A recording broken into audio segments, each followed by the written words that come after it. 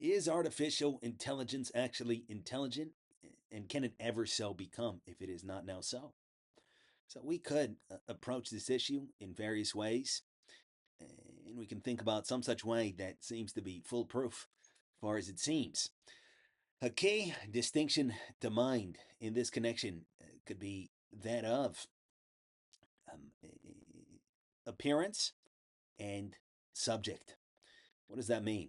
So let's say that I pick up a book and I'm reading the book and it reveals to me lots of awesome ideas, stuff that I could never think up on my own. Um, what's the correct inference? The correct inference is that intelligence has something to do with the creation of this book. Why? Well, how else could it have come about? If ink spilled, could it have made this book, Hamlet, whatever it might be? No, it's inconceivable.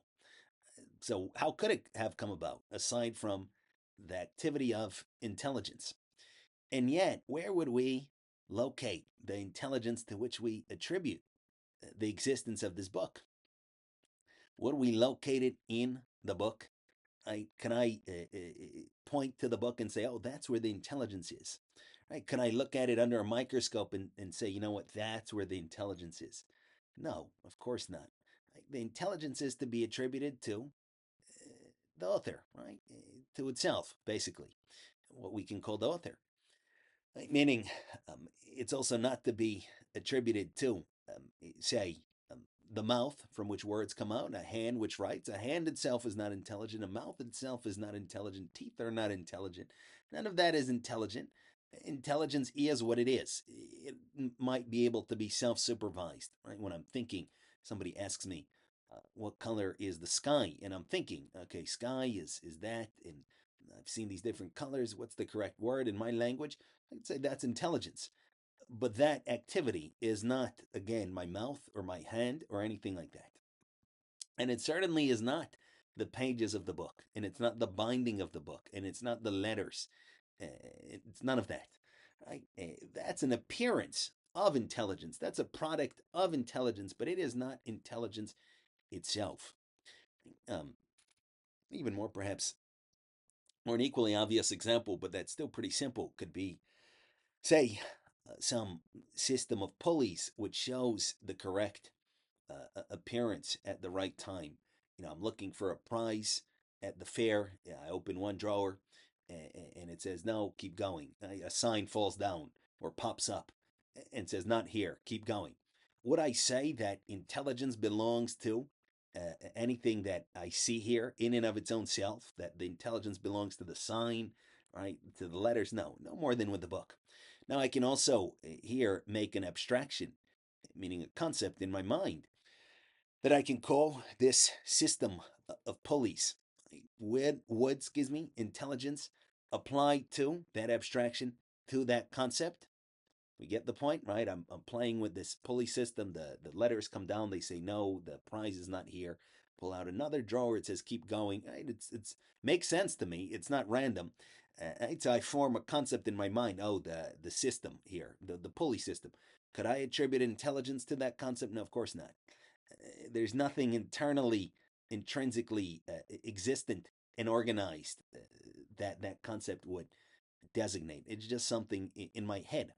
Right. So we say hopefully, or we can hopefully grasp kind of the idea here at hand. Some other simple examples. I see uh, an object such as a chair.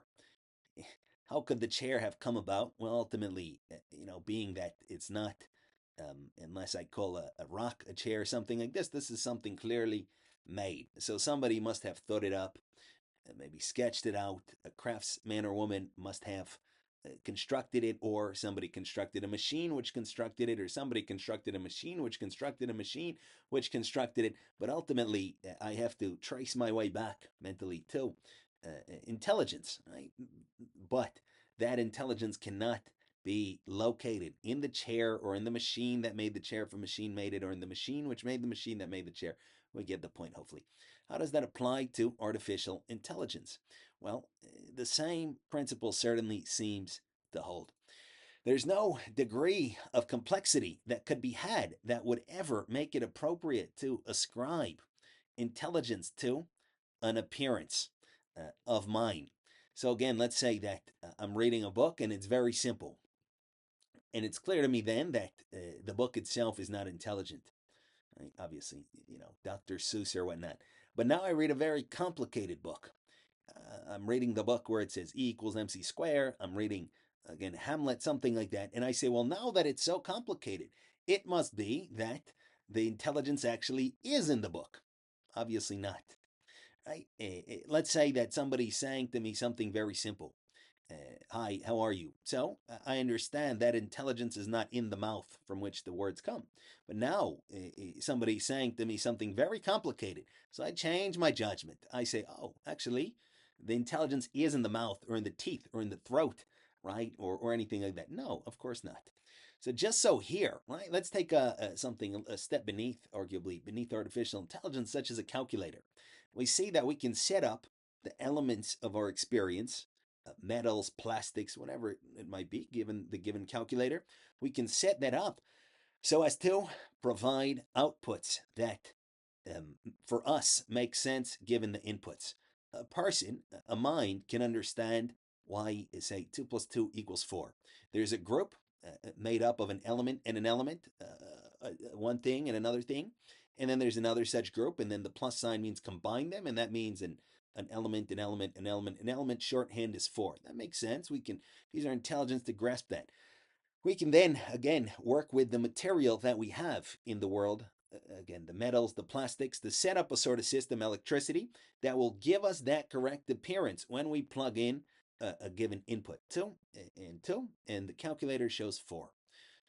So we hopefully understand at that point. Obviously, intelligence is not to be attributed, just as with the book or the pulley system, to the calculator. There's nothing there to attribute intelligence to. That's ridiculous, right? Intelligence is to be attributed to the person who made the calculator or to the person that made the machine that made the calculator and so forth, as with the other examples. But let's say now we plug in a really complicated sum. 87.93 to the power of 958.720, whatever it might be. It's very complicated, and the calculator still gives me the correct answer. Would I change my judgment and say that now that it has reached a certain level of complexity, it must be that intelligence belongs to the calculator? No, obviously not. No more than with the person who's speaking, with the book, the text of which I'm reading, and so forth. Finally, let's get to what's called artificial intelligence. Just as is the case with the calculator, we can certainly, as has been demonstrated now, arrange the elements of our experience, metals, magnetized metals, electricity, different things like that. We can arrange these things so as to provide appropriate outputs based on given inputs, such as the input of text. Right? I can type in what is the sky, or excuse me, or also what is the sky, but also what color is the sky, just like I can ask another person. And that is converted into, say, electrical signals, whatever the case might be, and then an output is rendered to me. The sky is blue. However, that no more indicates or can, in principle, ever indicate that intelligence is to be attributed to anything but intelligence as it is found in us, in people. Then intelligence can be attributed to the calculator if it gives a correct answer. We get the point?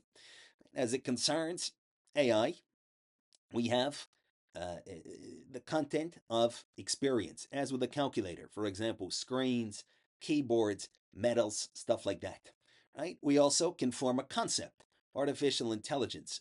There's a given name, and then I can kind of visualize. Maybe there's some kind of like cloud of electrical signals or whatnot. Maybe I even think of a person when I think of AI. Right? Maybe I've named my personal AI, given it a particular name.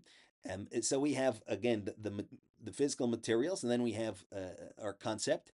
None of that is eligible to be a candidate for the attribution of intelligence. You get the idea? Again, a book, no matter what it shows, we will never say the book is intelligent, no matter how complicated it is. There's no amount of possible increase of complexity that would ever change that judgment. A given system of pulleys and levers that shows the correct thing at the right time, we would never attribute intelligence to it. no matter how complicated it gets, and no matter the complexity or the correctness of the outputs that it gives us, right? No matter what a person says, even, we would never say, oh, intelligence belongs to your mouth, to your teeth. Indeed, another good example, I'm video chatting somebody.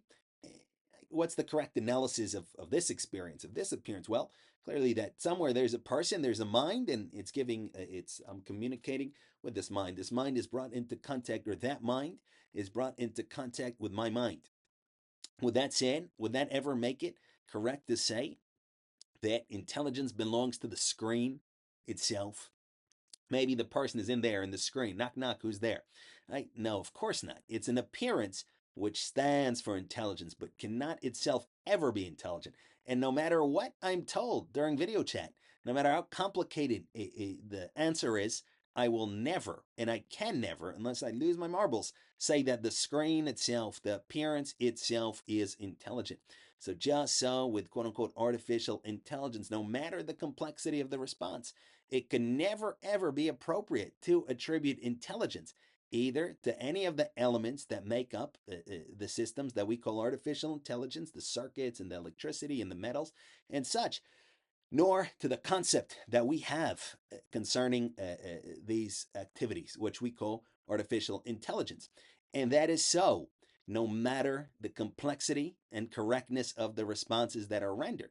Meaning, already, artificial intelligence can pass certain tests, such as would try to discriminate between a human and a computer, right? If I'm typing, and I don't know who's answering, a human or a computer, already the artificial intelligence is so complicated and so kind of incredible that it can generate the correct outputs for me, and I might not be able to tell. There's no way. It'll tell me hello when I say hello.